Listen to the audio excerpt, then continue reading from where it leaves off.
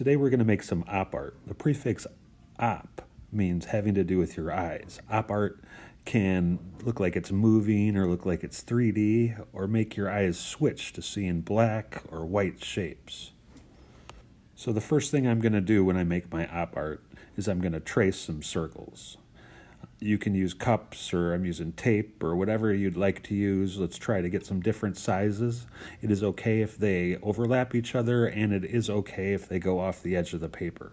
Sometimes this looks better if they do those things. Make about 5 or 6 circles. After that, I'm going to make some lines using a ruler. I'm going to make like 5 or 6 lines. Don't make too many because that can make our artwork very confusing. Space them out a little bit too. Don't make a bullseye in the middle. If 2 or more lines cross in the same place, it becomes very confusing and probably won't work. Now I'm going to pick a shape and start coloring it. And I'm going to color it like a checkerboard, coloring every other shape. I'm only using one color. Take your time with this. Craftsmanship counts.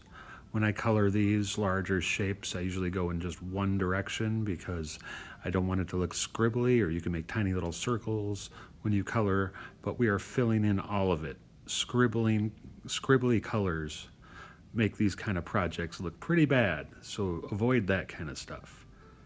And we are just going to every other shape.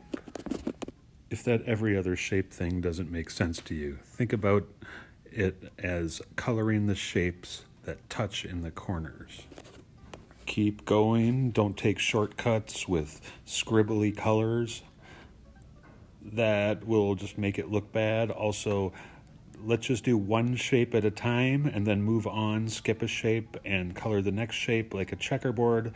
Don't color something on the way right side, then color something on the way left side, because oftentimes it won't match up and it turns out you've colored the wrong shape.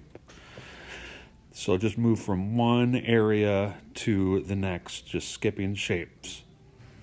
When you're done and you look at these, it's kind of interesting to look. Do you see the white shapes or do you see the black shapes? Because it's different. Or can you see both?